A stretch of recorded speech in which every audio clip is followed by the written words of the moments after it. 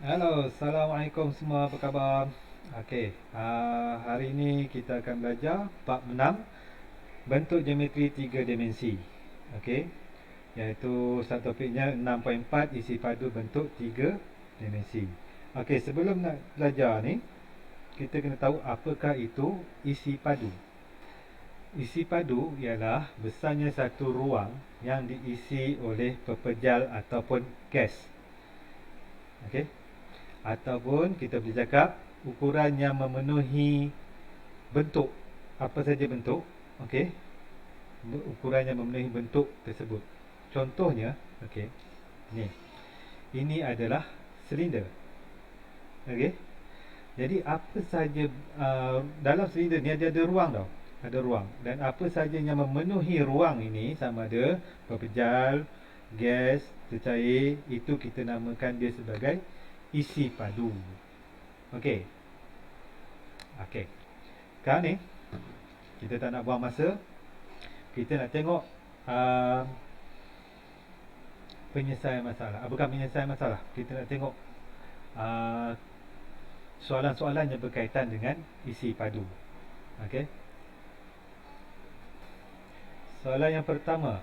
Hitung isi padu bagi setiap bentuk 3 dimensi yang berikut. Okey. Kalau kita tengok gambar rajah ini adalah sebuah piramid. Jadi formula untuk piramid ialah 1/3 darab dengan luas tapak darab dengan tinggi. Okey, kita tengok tapaknya ialah yang berwarna kelabu ni. Berbentuk sebuah segi empat. Okey. Kalau perasan, tengok betul-betul pada situ, dia tunjukkan di sini sama kan. Jadi kalau sama ni maksudnya sisinya tetap sama. Tapi adakah kita menggunakannya tu? Tak, kita tengok pada soalan. Okey, dia kata 1/3 darab luas tapak darab tinggi. Okey, ini kamu kena tahulah ya. Kita tengok. Dalam soalan ni, tinggi telah diberi. Okey, tinggi ialah daripada puncak ni, dia adalah 90 darjah pergi ke tapak. Okey, turun satu garis lurus pergi ke tapak. Jadi itu adalah jarak itu dari puncak ke tapak, itu adalah dia punya tinggi. Okey, sekarang ni kita tak perlu cari berapa luas tapak. Sebab apa? Sebab dia dah bagi 49 cm kuasa 2. Dia dah bagi siap-siap. Jadi apa yang perlu kita buat? Kita hanya perlu kira isi padu bersamaan 1/3 darab, okey, luas tapak dia bagi 49 darab dengan tinggi. Tinggi pun dia dah bagi 18. Okey, bila dah dapat macam ini, hanya perlu tekan kalkulator dan kita akan dapat jawapannya ialah 294 cm kuasa 3 ataupun cm padu. Okey, ini sahaja. Gunakan kalkulator. Okey, yang tak ada kalkulator, beli kalkulator. Seterusnya, kita lihat soalan yang kedua. Ini adalah prisma. Okey, sebelum kita nak cerita pasal prisma ni, apakah itu prisma?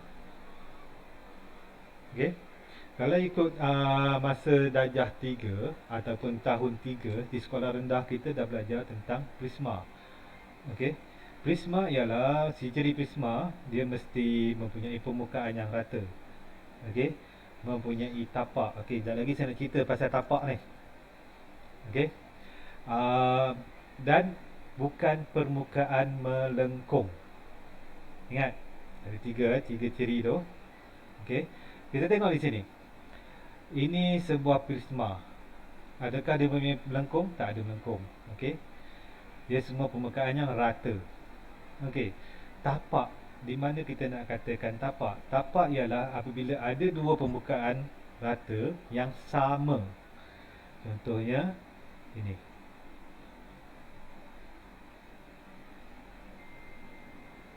Okey, bentuk sebuah trapezium. Mana sama dia? Di sebelah dia, di sini pun adalah sebuah bentuk trapezium. Okey, nampak? saya ambil dua bentuk yang sama sebagai tapak. Ada lagi bentuk yang sama tak? Cuba kita lihat. Okey, kalau yang ni kamu ambil ini, ada tak bentuk yang sama dengan dia? Di sini tak sama.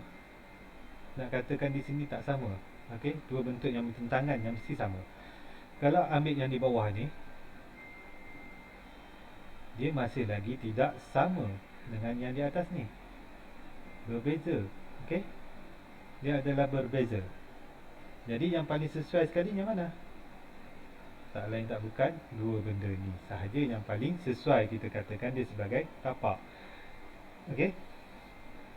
Macam mana dengan piramid? Okey, piramid tadi, kita tengok piramid yang tadi. Dia tidak mempunyai tapak. Kalau kita ambil tapak yang rata di sini, okey, dia memang permukaan dia semua rata, tapi dia tak ada tapak. Kalau kita ambil yang ni, tak ada pasangan yang sama dengan dia. Okey? Jadi dia tak ada tapak. Okey, kita tengok di sini. Okey, sekarang ni kita tengok. Kita nak selesaikan masalah ni ya. Maka selesai, kita nak kira berapakah isi padu bagi prisma ini. Okey, isi padu prisma ialah luas tapak darab dengan tinggi. Tapak yang tadi kita tengok yang paling sesuai ialah sebuah trapezium. Jadi kita kena isi padu, maaf,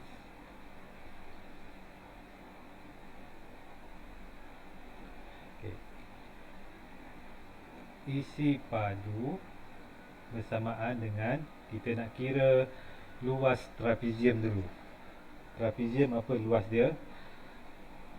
Luas permukaan trapezium iaitu setengah darab dengan hasil tambah 2 garis selari. Okey. Okey. Darab dengan tinggi. Ini adalah rumus untuk trapezium. Kemudian, okey, trapezium ni tapak. Okey, kita dapat dah luas tapak. Kita darab dengan tinggi. Okey. Jadi masukkan saja setengah darab dengan hasil tambah 2 garisan selari. Mana garisan selari? Yang ini. 2 ini adalah garis selari. Jadi panjang sini ialah 9. Okey. Panjang lagi ini ialah 12. Jadi 9 tambah dengan 12 darab dengan tingginya, ini adalah dia punya tinggi iaitu 6. Okey. Darab dengan tinggi trapezium. Okey, antara dua tapak. Okey, antara dua tapak yang menghubungkannya ni, antara tapak dengan tapak itu kita namakan dia sebagai tinggi. Tingginya ialah 5. Okey, guna saja kalkulator. Kamu tekan macam ni cara nak tekan kalkulator, nak kira direct macam tu. Kamu buat kurungan 1 ABC 2 darab kurungan 9 tambah 12 tutup kurungan darab 6 tutup kurungan darab 5. Tekan sama dengan, akhirnya kamu akan dapat terus jawapannya iaitu 315 cm padu. Okey. Ingat, mesti guna kalkulator. Kena selalu guna kalkulator. Yang tak ada kalkulator, saya ingatkan sekali lagi, beli kalkulator. Jangan buang masa nak kira congak-congak macam tu. Seterusnya, soalan yang ketiga. Isi padu kon. Isi padu kon dia terdiri daripada tapaknya iaitu sebuah bulatan. Jadi bulatannya pi j kuasa 2, luas bulatan. Okey. Dalam soalan ni, pi yang digunakan ialah 22/7. Okey. Untuk setiap soalan latihan kita buat ni, kita gunakan pi iaitu 22/7. Okey, kita tengok. Bulatan ni diameternya ialah 12.6. Okey. Dalam formula kita gunakan jari. Jadi diameter 12.6, maksudnya jari kita bahagi 2, kita akan dapat 6.3. Tingginya daripada puncak sampai ke tapak 90 darjah ya, ialah 11 cm. Okey, jadi kita masukkan formula. Okey, masukkan dalam formula, isi padu sama dengan 1/3 darab pi 22/7 darab J. J kita dah kira dapat tadi 6.3. 6.3 kuasa 2 darabkan dengan tinggi kon iaitu 11 cm. Okey, guna kalkulator. 1 ABC 3 darab 22 ABC 7 darab 6.3 kuasa 2. Okey, kuasa 2 dalam kalkulator yang tanda macam ini. Okey, darab dengan 11. Jadi kita akan dapat jawapannya 457.38 cm padu. Okey.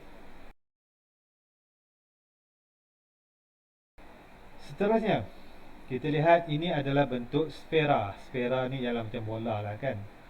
Okey, bentuk sfera. Bentuk sfera yang diberi ini, dia bagi pada soalan ni diameternya ialah 42. Tapi kalau kita tengok formulanya 4/3 pi j kuasa 2 menggunakan pi j kuasa 3, menggunakan j ya. Okey, jadi ni diameter.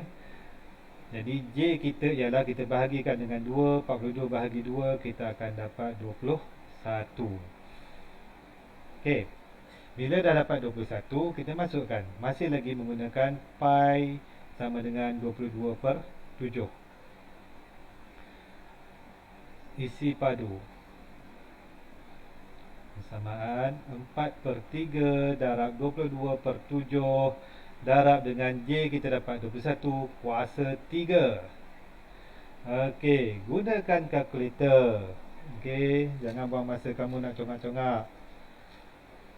Okey, jawapannya ialah 38,808 cm kuasa 3. Alright. Okey, soalan seterusnya, soalan yang kelima. Diberi silinder. Okey, isi padu silinder ialah pi j kuasa 2t. Masih lagi menggunakan pi sama dengan 22/7. Okey, apa yang kita nak kena buat? Kita hanya masukkan. Okey, di sini diberi jejari. Jejari ialah 5.6 dan tinggi ialah 20 cm. Okey, masukkan saja dalam formula kita. Isi padu. Okey, pi 22/7 darab dengan J. J 5.6 kuasa 2. Okey, ni J kuasa 2. Masukkan nilai ni. Darab dengan T, tinggi kita 20. Okey. Macam biasa, kita akan dapat jawapan dia 1971.2 cm padu. Okey. Soalan yang terakhir. Okey, ini adalah bentuk piramid. Ingat, piramid bukan sebuah prisma. Okey. Kita tengok piramid ini berbentuk segi 4 tapak dia. Tapaknya berbentuk segi 4. Tetapi okey, kita kena ingat piramid, isi padu piramid. Apakah isi padu piramid? Tadi kita dah buat tadi. Okey, isi padu piramid ialah 1/3 darab luas tapak darab dengan tinggi. Okey. Sekarang ni kita tengok tapak yang diberi. Apakah tapak yang diberi? Tapak yang diberi ialah berbentuk sebuah segi 4. Okey, yang sama. Dia buat tanda kan. Okey. Jadi maksudnya kalau sini 16, sini pun 16. Okey. 1/3 darab